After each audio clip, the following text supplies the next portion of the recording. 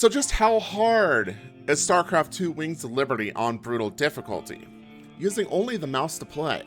Good evening everyone, and I am Konu Wintercask, and I will be your host this evening as we venture into Past Tavern Archives. Starcraft II has been out for quite a while, and has so many options available to players, whether you want to play single player, multiplayer co-op using special commanders, comp stomps, PvP, or just complete random games that people have the capabilities of making. The possibilities are and seem to be endless with this game. So today, we are delving our old archives and visiting our playthrough of Starcraft II's Wings of Liberty on brutal difficulty, using the mouse only. The rules were this: we were not allowed to use the keyboard for any means necessary. We were only allowed to play with the mouse, using only the left and right click buttons. Bonus objectives were not mandatory by any means, and if we could complete them, well, we would. I will say that this was a fairly difficult challenge, and to the day that I recorded the campaign, I have yet to see any other video footage of the challenge being completed as of yet. So, without further ado, let's delve into this campaign story, then go deeper footage level by level. Be mindful that this video will contain spoilers. You have been warned. The Wings of Liberty campaign focused on Raynor's Raiders, which had become a mercenary force based in the Hyperion. The campaign started at Marsara, the site of the start of the original StarCraft campaign. Jim Raynor is the central hero and character of the campaign, which focuses on his fight against the Terran Dominion, as well as his relationship with Sarah Kerrigan. Raynor's forces were out of money and morale, but Raynor had been trying to reverse this by acquiring alien artifacts and selling them to the mysterious Mobius Foundation.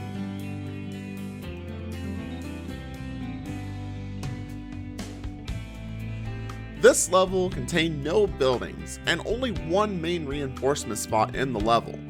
The goal was to get from point A to point B with what you had. Now, mind you, we had dipped into brutal mode with this mission, completely blind to the fact of just how brutal mode was, until I started this campaign. I tried abusing the hero to try to tank, but just from the first wave I had to go through, I was already taking heavy damage and losing units. Ugh, that's not good. The third wave of enemies, I had a call down of Marines that just got mowed down. I immediately questioned myself if this was even a good idea to try to do this challenge. And by the time they were loading the civilians up, Raynor just so badly wanted to go in and help out the civilians. Well, we wiped, and had to do a restart. Great. During the second run, I tried having Raynor take literally all of the fire with the first couple of waves. This worked out really well, and I was able to salvage my Marines and try to get in there as quick as I can to get as many Marines from the reinforcement as possible, which worked out really well in my favor. The rest of the level was pretty smooth sailing at this point.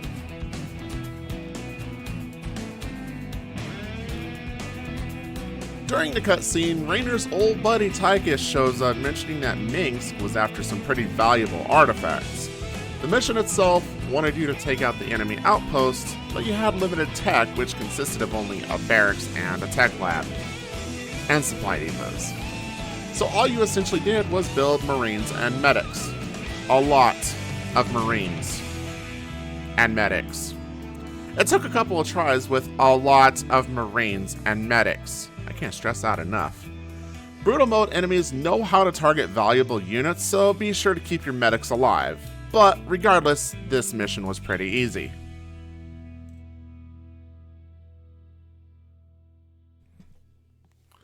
This mission feels like one that'll make or break you in this challenge.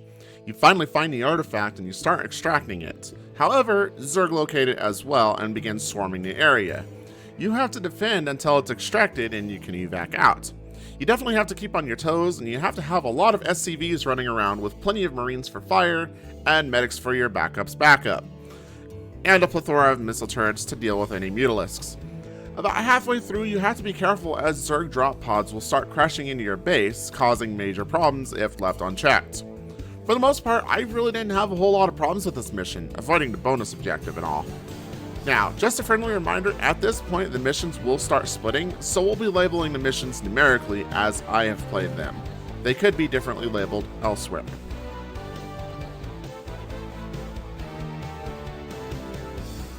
So now we got the artifact extracted and are now floating about in space in the battlecruiser the Hyperion. As we're roaming about, we detect a distress signal where Ariel Hansen is requesting immediate evac for the Agria colony, giving us credits to help upgrade our troops as well as possible research to help further our initial quest. This mission also unlocks the Fire Bats, which will be handy AoE for small Zerg. Now, as you're going through the mission, you might note bunkers spread about to help with defending colonists you're escorting to the starport. I didn't even bother trying to save these as they just got torn to shreds.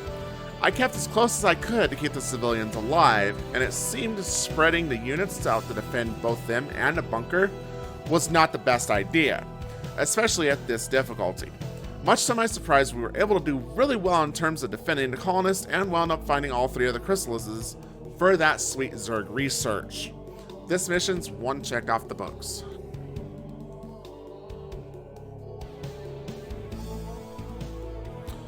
There were reports of some sort of biomass infecting refugee camps, causing Terrans to be infected by the Zerg and swarm out at night to cause chaos.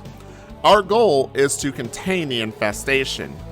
Now, this mission was one of my absolute favorites to do. You go out during the day and wipe out any hordes, and have your troops be home at night to keep your base safe.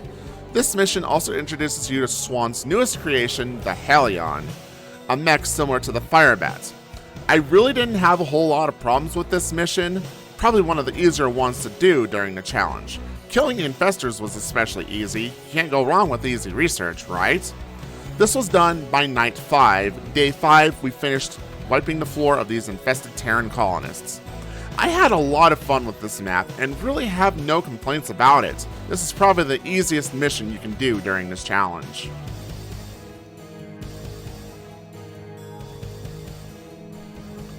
Tychus discovers the location of the Xel'Naga artifact. All we have to do is go in and extract it. How hard could that be, right? Well, you have to go through a lot of Protoss to get to the artifact. And to make matters worse, the Zerg also detect the artifact, so you essentially have to race the Zerg to it. With it being on brutal mode, the Protoss have a ton more units at their disposal, so that means that you need to have your own massive amount of units to meet their strength.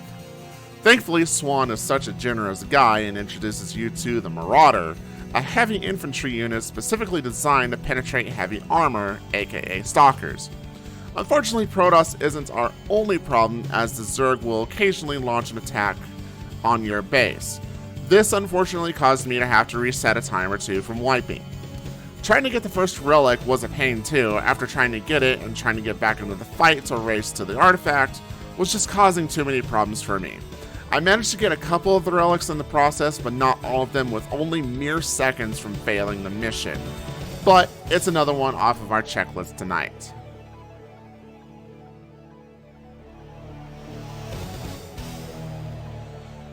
Redstone 3, a very dangerous world.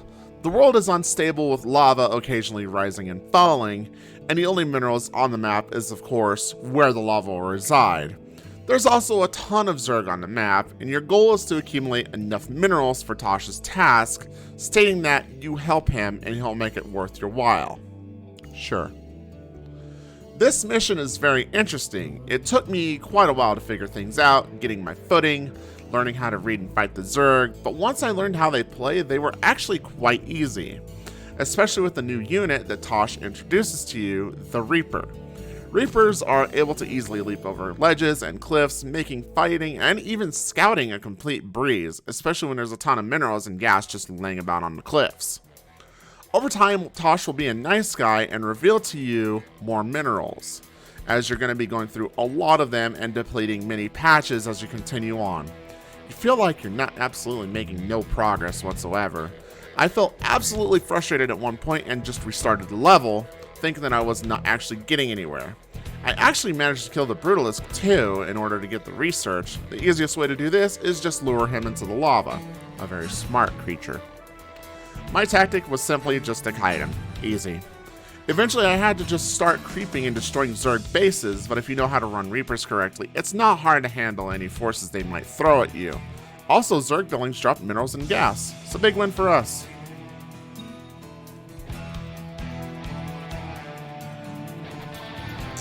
Horner mentions that the Hyperions received reports of a new Dominion salvage operation on Tarsonis. With minimal security, this makes them pretty big targets to slow down resources to your enemies. This mission was a serious brick wall for me. I could not at all figure out how to fully go about this mission without getting so frustrated having to reset multiple times. I got so frustrated with the enemy making this level more and more difficult with each train. They started developing even more ridiculous tactics, such as ravens coming in and throwing mines at your squad. It got me absolutely furious. I had to step away from this mission after a while. We'll come back and revisit this one.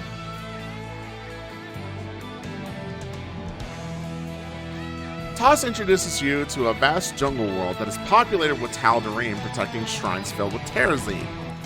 Raynor advises Swan to set up Goliaths at the factory to help with any air units that the Protoss might send off. Your goal in this is to simply collect the Terrazine and off you go. However, the Protoss have other plans in mind and are sending off probes to seal off the shrines to prevent you from completing your goal. The Tal'Darim don't mess around in this one, and they work hard to try to seal off the altars. And with them being hard hitters, it was not an easy task. And trying to take the expansion was a definite trial too, and it took me quite a few resets at the mission, but eventually we wound up taking the crown with a mixture of Goliaths, Marines, and Medics.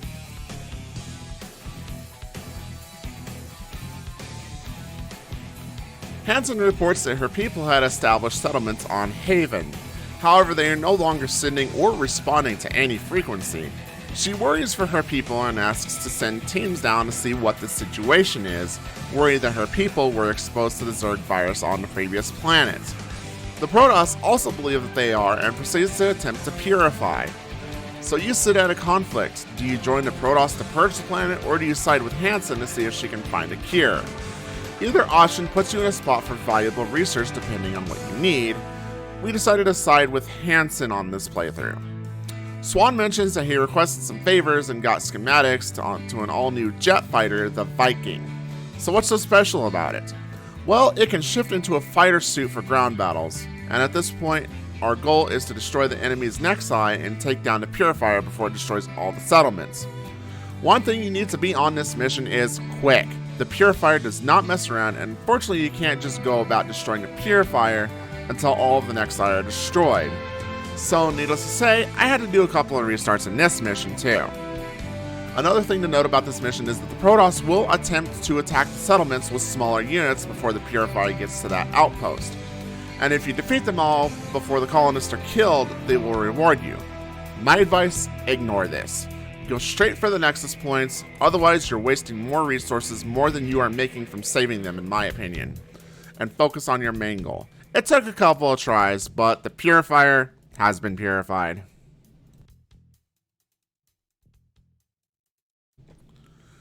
Unfortunately, we're back here with our brick wall. Being that it's the only mission available to us now, it means we have to pass this barricade before we're allowed to continue on with the challenge. So I tried again, and again, and again. We devised the plan, but alas, the opponent was way ahead of me and decided to ramp up their trains with turbo. Basically, Swan advising that I need, and I repeat, need Diamondbacks. At this point, I was beyond frustrated and I had no clue what I needed to do. This was the one time I myself looked up a guide for this mission on Brutal Mode just to see what I needed to do. Well, it turns out the answer was right in this mission. Diamondbacks. Lots and lots of Diamondbacks. And some sort of anti-air for your base. And with the mass of Diamondbacks, we have, after many stressful points and rage quits, we have completed this difficult trial along with finding the 3 artifacts for the Zerg research. This tactic worked out so well, we actually wound up getting the Silver Streak achievement, stating that you completed the Great Train Robbery mission without letting a single train pass by on hard or better.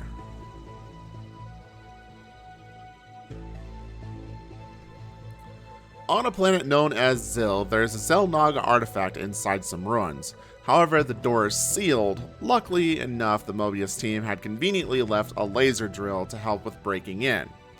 It seems easy, right? Well, something had to wipe out the team from their dig, and well, lucky for us, if one would consider that, we get to find out what.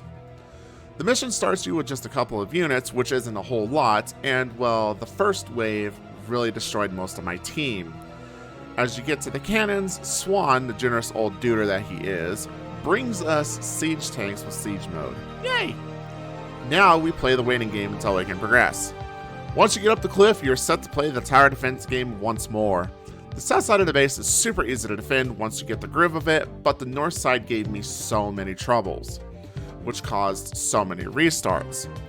It was at this level that I started doing save scumming, something I should have been doing for a long time, simply because I was tired of going through the Protoss and the cannons at the start. Now, a big just in case you need it, you eventually get control of the laser, allowing you to fire at enemy Protoss units that might be a big threat to you. However, you have to keep in mind that the more away from the door you're having the laser, the longer the mission's going to take. You definitely have to use the laser though to help mitigating the damage from the Protoss attacks. I tried doing what I could in terms of just having the laser straight up work on the door, but that didn't work fully and my defenses got eaten alive about 75 to 80% into drilling. You also want to have a lot of missile turrets, not just for the air units, but they target Colossi as well.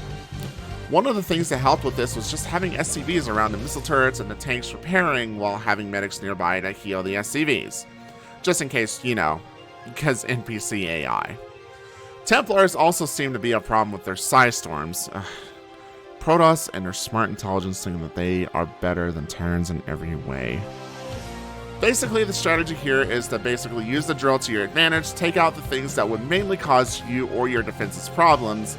My problems were Immortals and Colossi, mainly. But with enough tanks, you can just power your way through this mission easy peasy. We also wound up being a bit feisty in the end and wound up actually getting 2 of the Protoss research at the bottom of the map. Simple.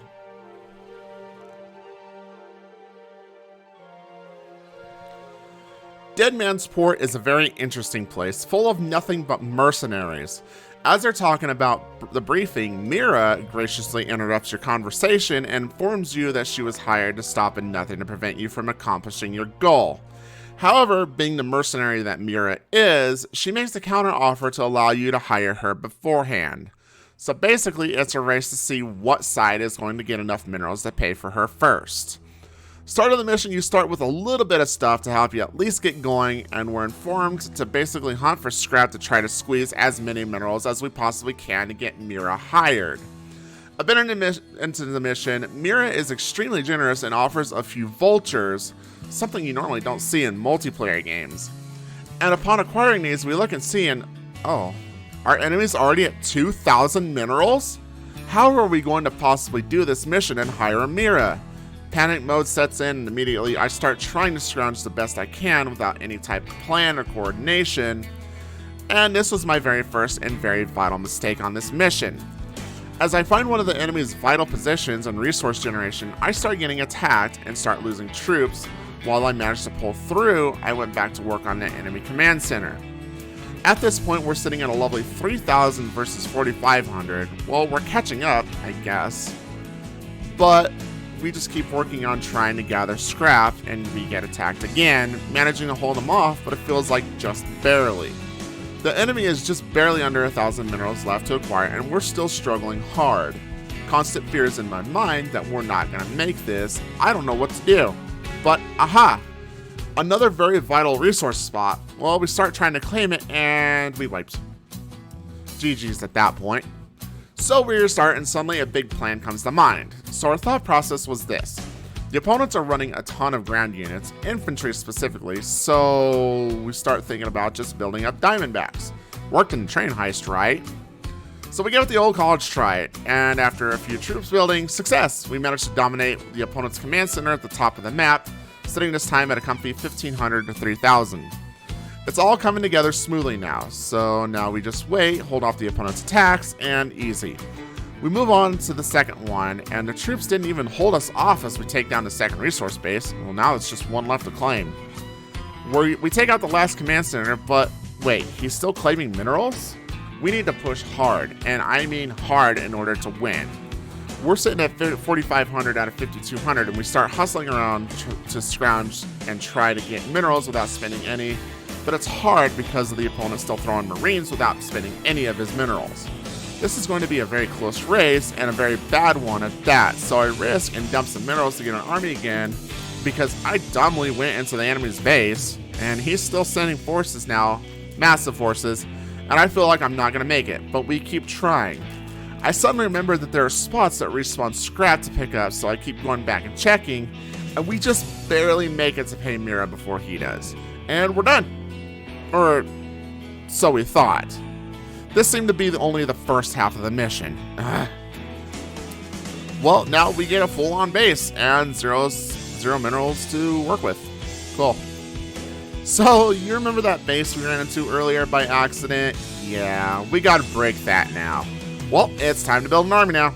We think that, well, he's got a lot of infantry, so what would happen if we just followed the same strat? We went into the opponent's base with anti-infantry, only to run into a ton of tanks. And I mean a ton of tanks. Well, back to the drawing board. Did we forget to mention that this guy also has nukes? Yeah, great. We just essentially wound up massing out units and mercenaries and just went ham on this guy. Needless to say, the second attempt, easy. On to the next mission. This is a long one. In my playthrough, I went through the optional protest levels at this point. However, I feel it best to save those probably until the end of the video, at least before we invade Char. So stay tuned.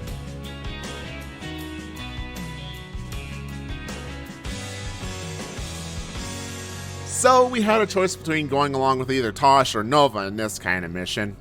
Nova hops on the comms and tries to convince you to go against Tosh to keep the Spectres in the new Folsom prison and destroy the Spectres' academies. Or you can side with Tosh and go and break out the Spectres. Whatever choice happens will give you a new unit at your disposal for the future, be it Spectres or Ghost, which literally do almost the same thing. For the sake of funsies, we went with Tosh on this mission. It was definitely a pace in the right direction after dealing with the horrible Protoss missions, which will be discussed later. So this mission you start with Tosh, and he's the only unit you'll be using this entire mission. He's permanently cloaked, so you never have to worry about energy except for his awesome attacks. All while you're playing with Tosh, Raynor is at the bottom getting troops ready to help you with your mission. Occasionally he will send a squad of units to try to progress the gauntlet, but mainly you're the only one actually progressing. This mission is probably the most favorite building list mission across all of the Blizzard games that I've played, and they really didn't know how to make a good one after the original. The mission really only felt like you were playing a game of Dota the entire time, trying bit by bit to push further down the lane with your hero while working on the NPC to get the enemy's crystal or nexus or spire or spoon or whatever the hell it is that you have to do in that game.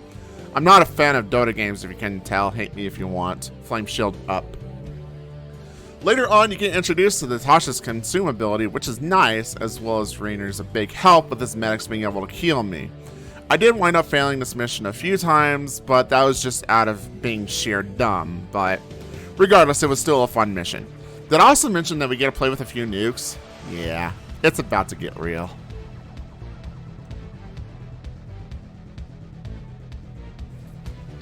On the planet of Valhalla, we decide we want to go steal something. But it's not an ordinary something, though. It's a super powerful Thor unit known as the Odin. We decide to sneak into the base and have Tychus take control of this great super beast. Well, we have no control, unfortunately, over Tychus, so we do have to keep on our toes, and with the few units we've got, great. Wondering how I'm going to do this nonsense. After a few attempts, we finally managed to succeed at getting Tychus into the monstrosity. Cool. Afterwards, we finally get a base. Yay! A short while after, we get some info that the Dominion battlecruisers are on the way to stop the Odin, but Swan, being that heckin' awesome guy that he is, drops us off some wraiths, an old school classic that we use to help with anti-air. Tychus, unfortunately being the idiot that he is, unfortunately has his radio stuck in transit, so he cannot speak to us and we cannot speak to him, which then makes him a little power hungry. And he starts going around just randomly attacking things. Well, there's our timer for this mission. And not gonna lie, this mission seemed to be a pain in the ass. Tychus gets too greedy too quickly, so you have to be on top of either helping him with reinforcements or trying to keep him repaired with a ton of SCVs. But once you figure out how to keep him checked though, you should be good to go. Overall, this mission didn't go too horribly. Well, that's another check mark.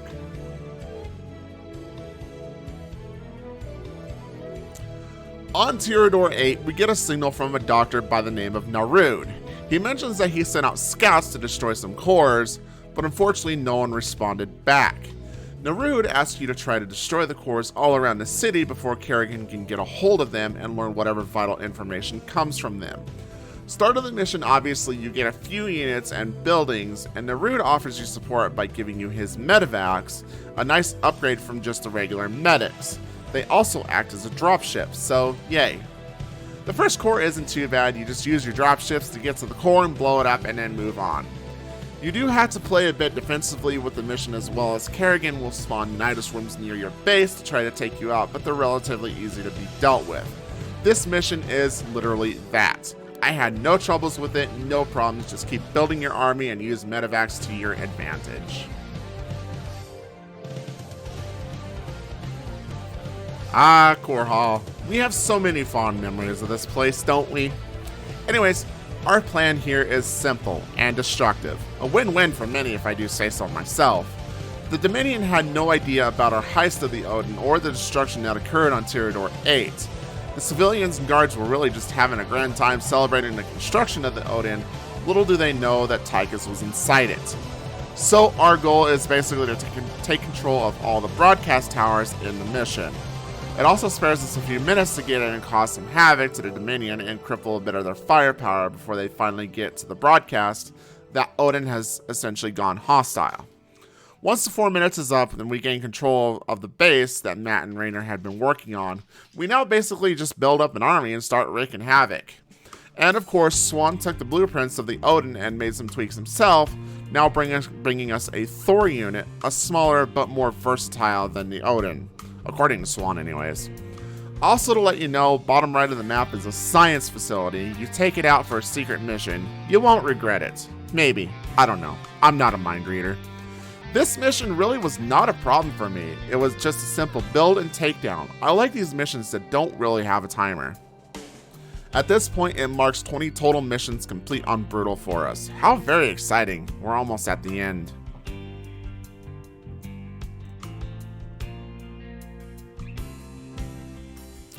This level is the secret mission that we picked up. We're sitting near the planet of Castanar, apparently something of a death lab of sorts. It's registered as a beryllium storehouse, but apparently it's more. A Dominion biolab to be precise. So now let's go prying where we shouldn't and see what's going on inside, shall we? And of course, it's a buildingless mission, and immediately the door is locked, but let's use that blast charge that Raynor conveniently brought to get in. And well, we're already met with resistance, so now this is the fun part. At certain points, you get an option to use the system's defenses to try to progress. I don't think the options really matter here, but it's still a really fun thing to delve into. In the missions, we find out that there's some kind of Zerg Protoss hybrid being made in the cryo chambers. Oh boy, what do we walk into? We do run into our casual having to reset here and there because of wipes or something dumb happening. But with it being brutal mode, yeah, that's pretty inevitable at this point in every freaking mission I've done, it seems.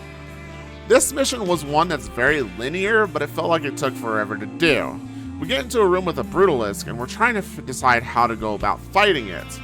We thought when we reached the point of getting to a group of reinforcements, only to find out that, well, we can skip it. Cool. But we decided to press our luck, cause why not, am I right? Well, that was not the brightest idea. Turns out the Brutalisk can't be dazed by the Marauder's concussion shots, so that's a skip. Sorry, Stepman. You're not getting your research today, buddy. Eventually, we reach the end, which is a fusion reactor. Neat. Do we want to break it?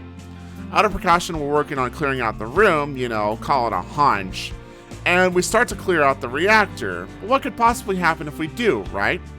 The reactor, well, we revived the Zerg Protoss hybrid after doing so. Oops. Well, that's the end of the level, hopefully. And of course not. That was only the first half. So now we're on a completely brand new map. It's the same base, but completely wrecked now. So we're gonna have to figure out our way back out, all while trying to avoid strays that have gotten out of their cells, as well as trying to avoid the hybrid who is now roaming free on the station as well. Well, if Raynor's not had a bad day yet, it seems like it's now. Sorry, Raynor. Our first attempt at the second half, we almost made it. We died right as soon as we got to the beacon with the dropship, which is a big sad and a big fail for me. But that's okay. Safety save and off we go. We have the strat now, and we can move on, and thankfully we were able to keep a couple more units, save for my great escape, and off we go. We did it! Hooray, and onwards on to the next mission.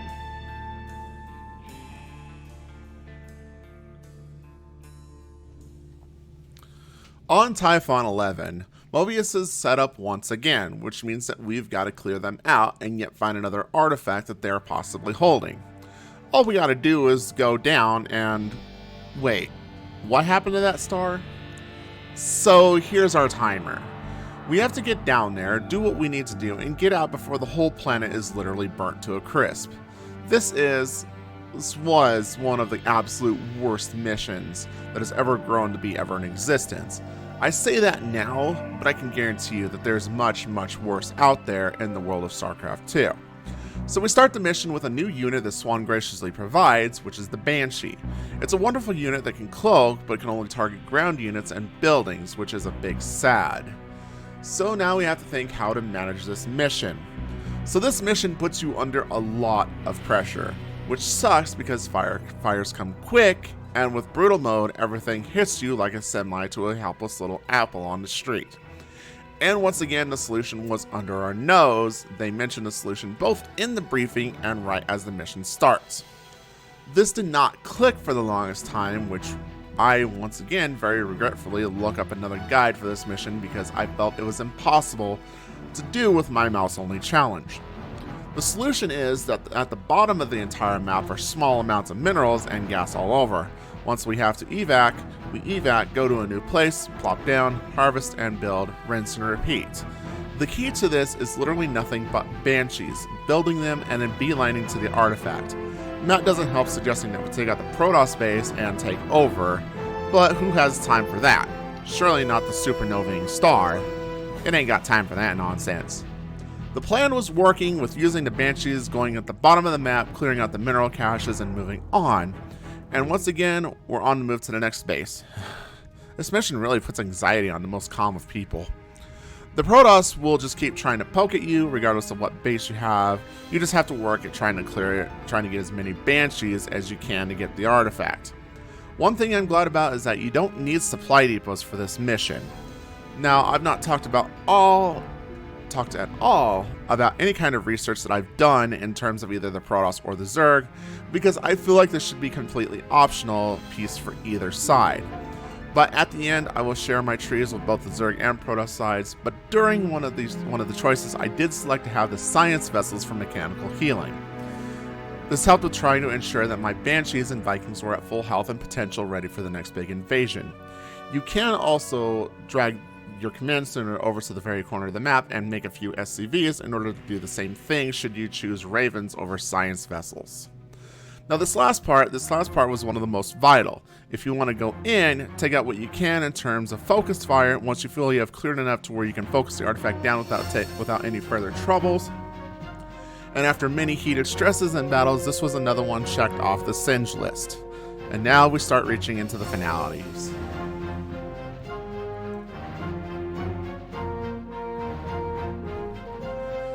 Now into the Sigma Quadrant. We're after the very final piece of the Xel'Naga artifact to assemble the full piece, but it's on a ship in the quadrant surrounded by a lot of Protoss and some rift field generators, which can disintegrate armor and anything around it. However, Valerian, son of Arcturus, is offering some mighty hefty battle cruisers which can handle the fields, for a while anyways, just enough to handle the dangerous fields. And cool, we start off with some battle cruisers and we get to test out just how much damage those generators can do. Which really isn't a whole lot, but with enough it'll tear apart an army in a hurry. Once the first generator is closed, we get our base and we get some pretty craptastic sized bundles of minerals. Well, Matt tells us with how much the ship's taking damage from meteors, the minerals and gas can be found all over the planet. Great, we're hunting scrap again. Literally all this mission is building battle cruisers.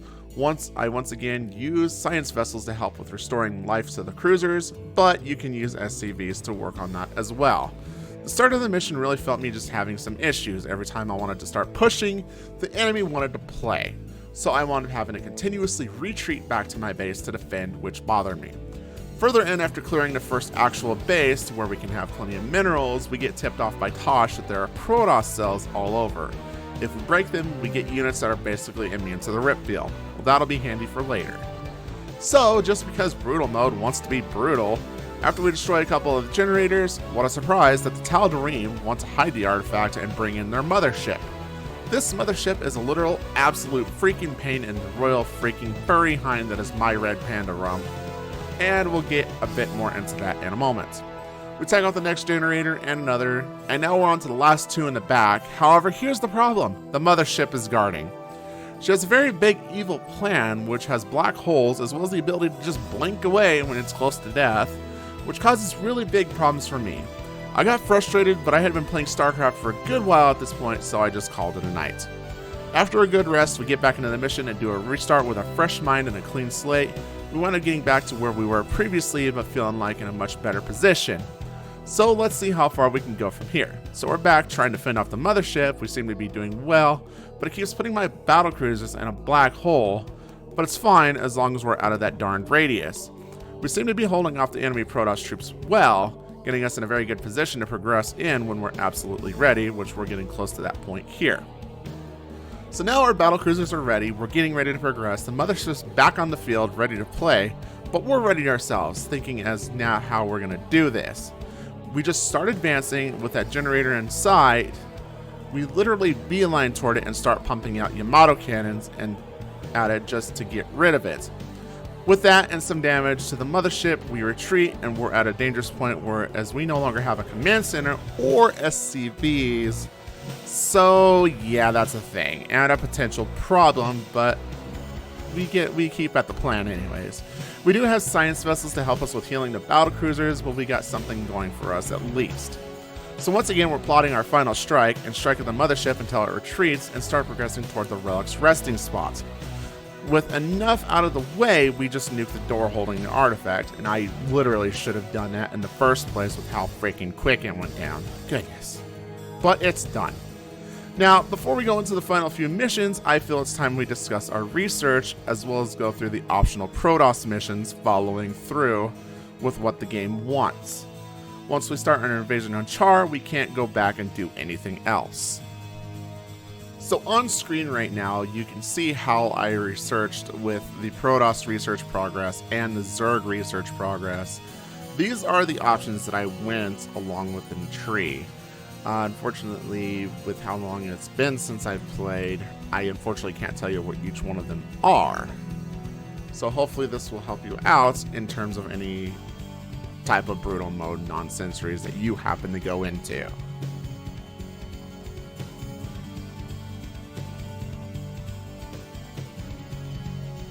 ZERATUL has something important to show Raynor.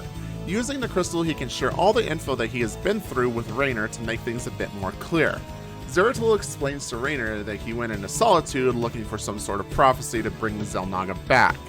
He proclaims that he finds the fragments, but he was not the first. There is an amazing cutscene here, and I would suggest looking it up, but as we get into this mission, we're given only ZERATUL to control. Great. A buildingless mission, my favorite. So we drag our alien behind through this mission using only the abilities known to us, stunning, blinking, hydrating, etc. This mission isn't much. Eventually you do get stalkers and you have to be a bit more creative on your manner because you have air and you need to clear it out with them. This mission is literally self-explanatory. I will say that trying to get the optional hatcheries was indeed a bit of a challenge, but easily doable. Oh, wait, no. It's not self-explanatory. Let's talk about this god-awful part of all these freaking banelings you have to figure out how to deal with. Really, Blizzard? Look at this disaster. Though I will say that the end was pretty cool when you get a ton of zealots and have to do a literal final battle on the planet, and then you get chased by Kerrigan's swarm. And you have to evac out of the planet with the fragments before she gets you all. It was a fun mission.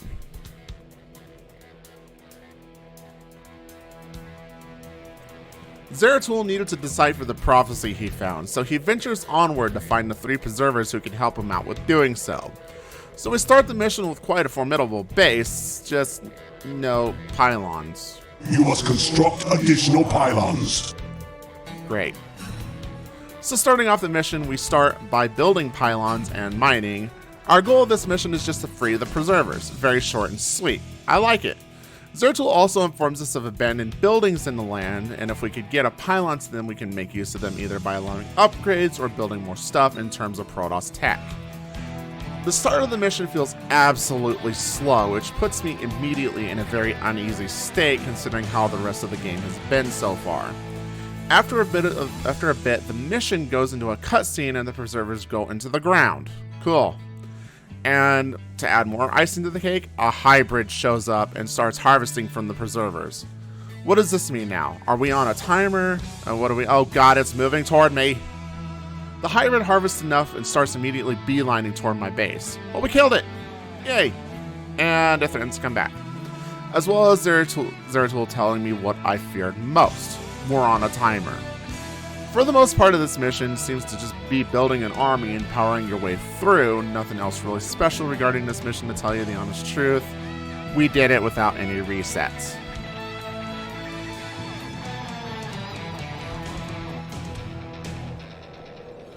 ZERATUL thought that with the information from the deciphered prophecy, he needed to head back to the old homeworld of Ire to understand what the Overmind had hid in its mind. So basically, we need to take ZERATUL to each of the Overmind's tendrils. Doesn't seem too hard aside from the massive amount of Zerg flowing across the entire map. You start off with no one but ZERATUL stating that he needs to find a base and summon reinforcements. A bit in, you get introduced to an observer. Well, what a good boy, keeping watch until we got back. Who's a good boy? This mission introduces you to a very powerful Protoss unit, the Colossus. It's a very powerful unit, but on the downside it also acts as an air unit, which means things like spore colonies, missile turrets, and Vikings in aircraft mode can target it easily. Anyways, you start the building phase like any other map. You just build your income and your troops for a much later time. After a bit, the Zerg decide to start attacking you, and they start with the tiny Zergling army, which gets melted down by your two Colossi that was given to you at the start. Well, then a timer starts ticking down, known as the Frenzied Attack. When I played this live, I basically told everyone, Frenzied Attack, we should be good. Keyword, should.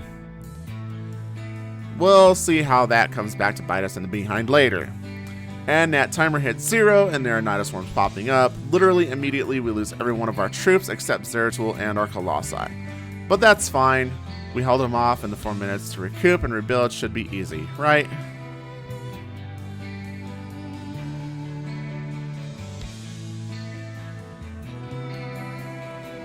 So great.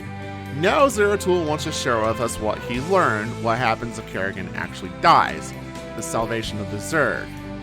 This mission is a very short and sweet one that everyone loves to play. You're given a gigantic base, a plethora of resources at your disposal, and everything basically unlocked for you to just play with. So it should be easy, right?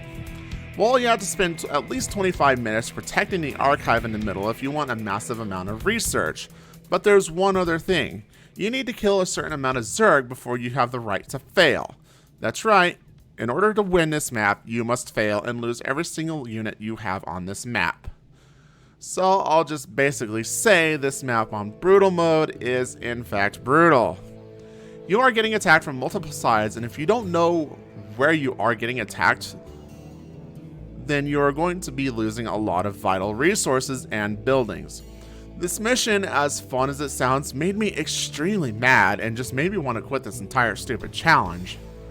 After getting Muhammad in with his great void rays is where we utterly wipe every time, and I kept restarting to think of new strategies, and I just grew absolutely mad more and more and more as I attempted this, having restarted time and time again. During this mission though, we learned that we can still hotkey units to the number controls simply by clicking on the units and clicking in the little slots on the top with the right mouse button. This definitely will help in the future when I need to have multiple groups to focus on. Now, if it'll help us, note that hotkeying the units still keeps us in mouse-only mode because all we're doing is highlighting the units with left-click and drag, and then right-clicking the box on the top. In no way are we using the keyboard for this. But it still didn't help us at all as we still wiped over and over again. This one seems worse than the train mission, yet it was still helping because although the mission seems very overwhelming, each attack was patterned. So we're starting to get the hang of the pattern attacks using High Templar and their Psy Storms we can start predicting the attacks and unleashing the mighty counterattacks. Success! We made it to another checkpoint. Celindus with her massive carriers comes and joins our fray. That means we're doing good, right? Right? Let's hope. In our best attempt, we only had 3 minutes left out of the 25 to protect the archive, and we lost it. That's a big fail on our checklist right there. Another time, I suppose.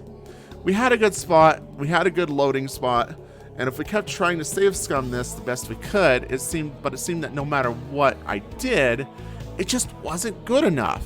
I tried using a ton of cannons with Templars at the doors, but that didn't work either. Seemed like we were missing something important, but I just couldn't figure it out. The hybrids started coming to play, and while we can use the Phoenixes to put them in air for some time with their grav cannons, it just wasn't enough. I was over this mission. I had it. I spent quite a few hours and I was making absolutely no progress. I got mad and I quit and I moved on. We'll get back to this later though. We did wind up coming back to this mission after a few days away from it, and we did unfortunately look up one more guide as to how someone else did this on brutal mode, which the key was once again right under our noses. We also looked a bit more into detail about how to keep alive the archive for the 25 minutes, and it's really sad that all that we've missed. Using only Dark Templar, they basically one-shot most, if not all, basic Zerg units, and with the Phoenixes that we get, we can basically use their grav beam to lift up hybrid and shoot them out in the air, and once the Dark Templar are done with the basics. They also helped us with taking care of any mutalisks that they've been trying to throw at me. Getting to Mohandar, we actually were surprised that we made it this far as we have. We just need to hang out a bit and hope that our strategy keeps working like it has been. All while everything's still going on, I continue to make cannons around the archive, hoping that this will indeed work. Needless to say, the grav beam, the hybrids with the only mouse was a bit of a trial, and more cannons at the archive. At this point, we'll start seeing overseers, which is going to be a massive hinder to our plan. So at this point, we need to potentially think of something else that will help us with this. Cannons should do the trick, right? Well, we hit a point where the Great Darkness thinks that all these Nidus swarms will work, and as he spawns them right next to our cannons, and now we wind up getting Celindus and her carriers. At this point, we're now swapping our strategy over just going straight carriers. Now, nothing but, like old regular Starcraft times, just massing the biggest creation that the race can produce, and we just play the waiting game now. We seem to be holding our ground a lot better than every other past attempt, but we still need to wait to see if we can get past the 3-minute remaining timer on the archive and see if this plan can fully potentially work. Oh my, this plan seems to actually be working. And in fact, we did, as we succeeded in protecting the archive, getting that sweet research at the end. Hooray! Now just to claim our kills and be done with this mission in its entirety, though we did have a major hiccup and started losing major parts of our base. But come on, we are so close. And finally, Artanis shows up and gives me the final inspirational message, leading us to victory. And now we met the minimal quota, and we can fail with victory, thus ending this optional chain with 2,786 total kills on that mission.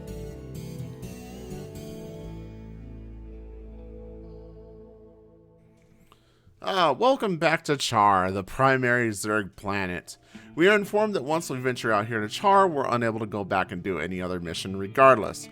So you'll want to make absolutely sure you're done with all missions before progressing. This includes the secret mission as well as all of the optional Protoss missions.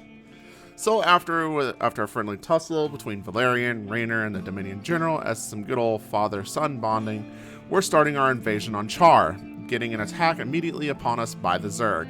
They know we're here, so let's get going and roast some Zerg. On the ground, you see nothing but a manslaughter of all Terran units. Kerrigan threatens infestation, Raynor demands reinforcements to try to save as many as he can. Anyways, here we are in the depths of hell waiting for imminent death. We start at the literal middle of the map with so many Zerg around us, nothing good can possibly come out of this. So it seems like our goal is to get as many troops as we can from the drop pods. Some pods are easy to get to while others are, debatable. But we'll definitely try to get as many as we possibly can. You're definitely going to want a solid and a good defense to hold while you are working on getting these drop pods, because goodness, it's going to get messy. And well, we have a new problem. General Warfield calls for a mayday, and guess what we've got to do? Yep, you've guessed it, we've got to go save his hind. So now this should be a great plan, and of course we dumbly follow Matt's plan and mobilize my entire army to go try to save Warfield. Well, that worked out great already. Hey, wait a minute. They're trying to pull a fast one on me, hey? Well, they can't outsmart me because I'm a moron. So at this point, we're just trying to figure out how to multitask, which is 1, to survive, 2, to find a way to Warfield, and 3, survive with units. It's a trial for sure, but we definitely found a good strategy of clearing for the most part of the path with cloaked banshees. And it seems to be a good plan so far, and with a bit more clearing, we can take the expansion, which is absolutely 100% needed, as well as we start moving out our troops and be ready to move forward. Literally, once we passed the phase of the drop pods, we used banshees, tanks, and marines, was starting to slowly push the line. It didn't very much seem like we were in too much of a bind as long as we held our defense and moved the line as needed. Seems like the difficulty of the mission was significantly dropped, which, I mean, I'm all for, don't get me wrong, but I didn't expect what I did with this mission. It really wasn't hard getting to Warfield. Huh.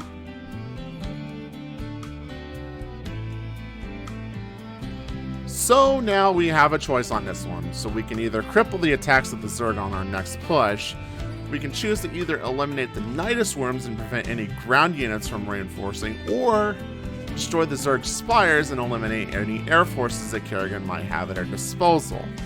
For this mission, we chose to eliminate the Spires and take our chances with the ground forces. It took a while to get this decision, but all in all, it'll feel worth it. So for this mission, we head back out into space and we're working on a space platform.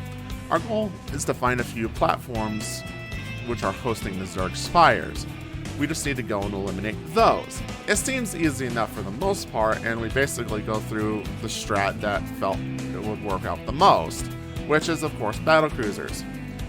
And with that, the first expansion is immediately mine. It should be easy going. The first tower is destroyed, and with it, a huge chunk of the map is gone, just like that. Great. But I mean, hey, still was a pretty easy going for the most part of the mission. The Zerg attacks were really to laugh at. Basic supply depots and bunkers made quick work of most of the enemy attacks while I was busy destroying more towers. And well, after the second generator went down, we get a warning that the Zerg is sending a Leviathan to try to take care of whatever's causing the problems, and well, here's how that fight went.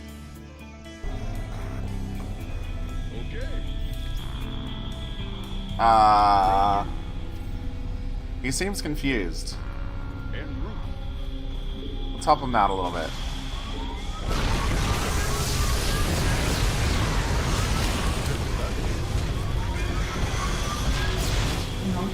Energy.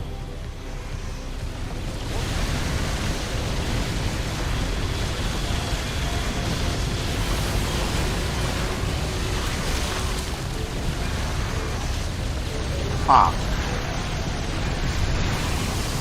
I think he's got a lot of health.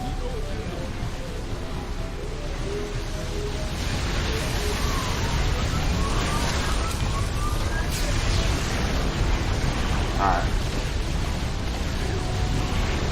Oh, it's because he's... Okay, that's why.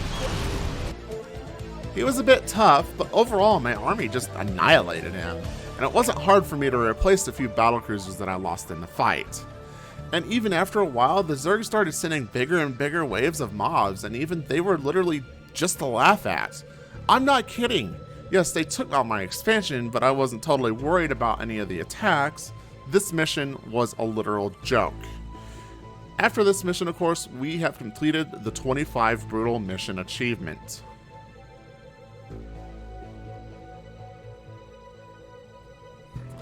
And here we are. We are on the absolute final mission for the Wings of Liberty. Whew. If you've been with us for this long, hey, thanks so much for hanging out with us tonight, and I cannot tell you how much I appreciate you spending your precious time here with us. And I hope that this video has been entertaining for you. Now here's the thing. We're using the artifact to help defeat the Zerg. Well, we need to protect it while it charges to full capacity to defeat Kerrigan once and for all. Remember us destroying the Spires? Well, here's the mission for dealing with the Nidus Worms. All missions that we have done are for nothing compared to this mission, and when the artifact is able, we can use it to wipe out all the Zerg that's nearby. But we won't have that charge again for a while, so we'll have to wait before using it. So it's best only to use it when you absolutely know that you're going to potentially wipe. I will say this, that all of the missions that we've covered for up to this point pale in comparison to how hard this mission was for me. I was beyond frustrated. In my video that I had up for this part, before deciding to make this type of documentary, it took me well over 3 hours to accomplish. My first attempt, I only got the crystal to 20% before literally wiping, which is a sad, but it is what it is. We just have to figure out this trial, right? It's simple. We try to work with the plan of doing supply depots and bunkers, but that just was not holding back the Zerg enough. I had no idea what the problem was doing so. Not even a deep Zerg attack in, and already we're using the artifact to try to hold back the Zerg, which was a major problem for us when the mighty Zerg attacks were coming in. And soon Nidus worms were coming up and causing problems, spawning right outside of tank range, right in the base, and oh my goodness, this was already a catastrophe. 22.1% was our second attempt.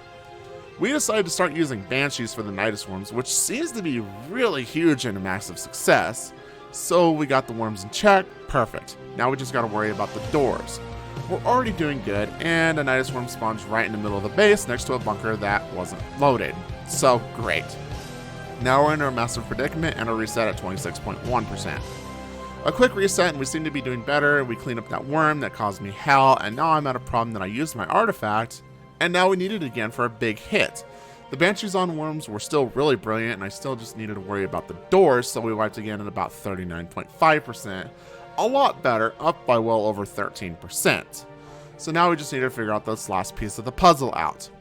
And doing a bit of research, we actually learned that this route was in fact easier. So thank goodness for that. If we're wiping at 40% of the mission, I don't want to know how bad the air side of the spectrum was. Eesh. So we do continue for a good while, and even more so a good while. And after quite a few of our attempts, our next best only hit was a 55.8%. So what am I missing here? What am I missing on this strategy? There has to be something, has to be some plan. So I think some more. So here was my next strategy. Using literally nothing but tanks with no walls. It seemed to work out pretty decent. I mean, taking a crap ton of those shots surely would hurt after a bit. But now I hit my next problem. Kerrigan comes and just completely screws over my entire plans over using nothing but tanks. Cool. And after another attempt, we drove her back for the time being, but how long can this plan actually work?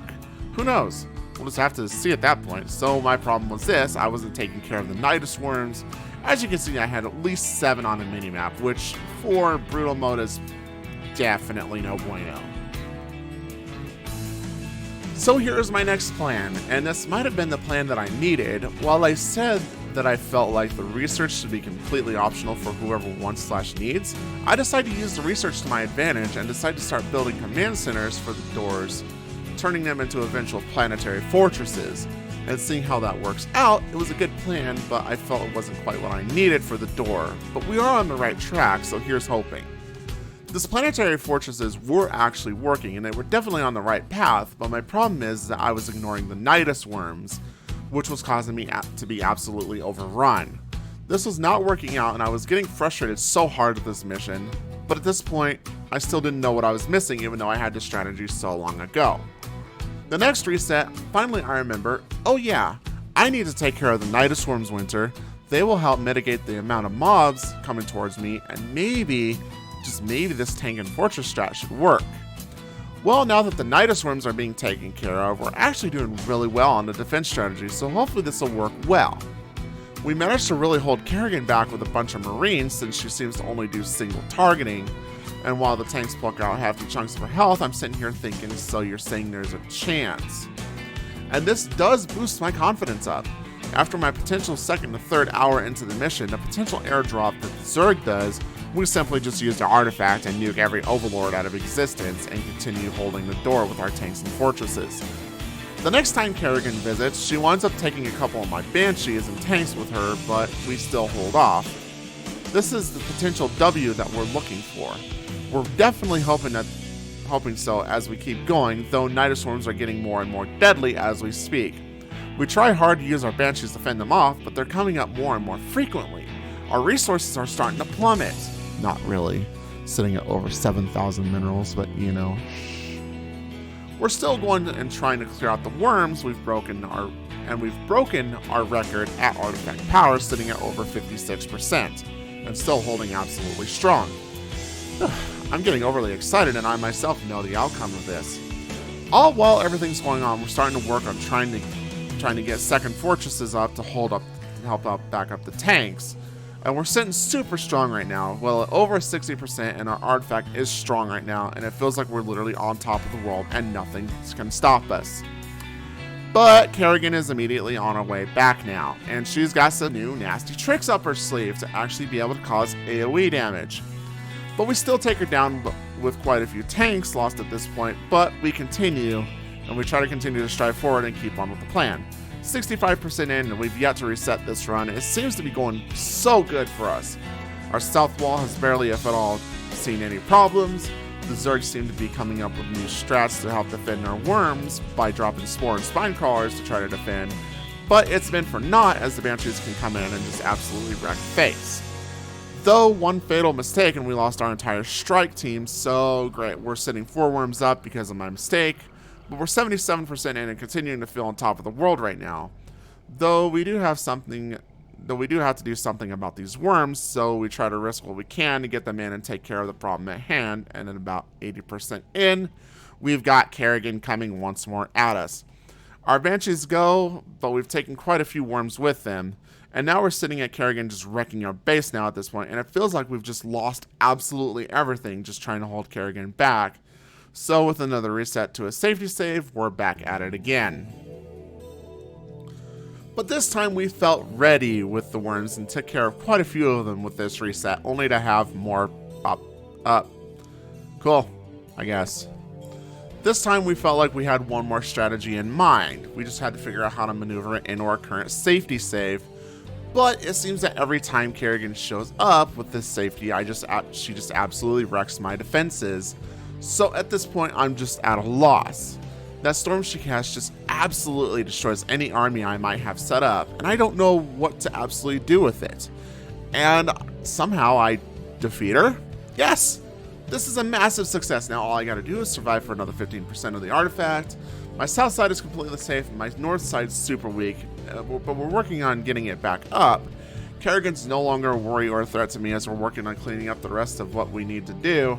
Less than 13% left, and our heart is absolutely racing and getting close. The end of the Terran campaign is so close, and is so absolutely close, within absolute close reach, but we're getting swarmed everywhere, and there's no way. Absolutely no way that we can win, and at 90.6%, our best attempt, the artifact is destroyed. Our defenses did not hold, so we need a new plan. Unfortunately, I believe that our current safety save won't do the trick, so it's back to the drawing board once more. At this point, I was just worn down. I was getting extremely tired. Heck, even watching the VODs and making this video was making me extremely tired, even just watching it, let alone trying to write this script. But after a few more attempts, I went back to the strategy of trying to keep Kerrigan distracted with Marines when she came by, keeping the strats of using the fortresses, the tanks, the Banshees. I just have been getting absolutely frustrated and getting absolutely tired. I was just done with it at this point. This newest attempt, I was sitting close to where my last one was, waiting for Kerrigan to poke her little head out, and somehow, having sent all my Marines at her, she wasted her Nova on just some stupid Marines. We were set, and we were getting pretty low in terms of defense, and we tried the same strat again this time, a bit more fortified after defeating her, and it worked! So the strategy was now to have her waste her AoE on just some small units while they along with the tanks just whittled away at her health until she was gone. And now we don't have Kerrigan to worry about. All we have to do is just keep those canals in check, and with how many Banshees we had, that should be super easy. And here we are now, close to 10%, everything looks golden. We continue to try to pluck away at the canals and mitigate the damage the best we can, and we lost our Banshee team. No! This is fine though. We're getting close. We passed our record point. We're sitting well over 92%. And once again, we're on top of the world. And we have a Nova. We're sitting high and powerful. The Zerg are swarming in. This is our final push. Less than 5% left on our artifact to go. And we're trying hard to clear out any renegade canals. And wait, why is Kerrigan coming back? Oh no. I don't have any strategy for her. She's coming up quickly. I'm less than 1% away. And we're just getting absolutely swarmed. And huzzah! We finally did it. We have cleared the Wings of Liberty campaign on brutal difficulty using only the mouse. Of all the challenges that I've done on my Twitch channel, this one has to have been by far the hardest that I've endured, but we're not fully out of the clear yet. We still have Heart of the Swarm and Legacy of the Void to tackle. What are we to do about them? Anyways, that is another tale for another day as we close up the pages of this dusty old tome.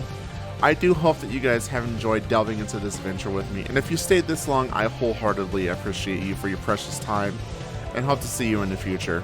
If you like, please subscribe here on YouTube.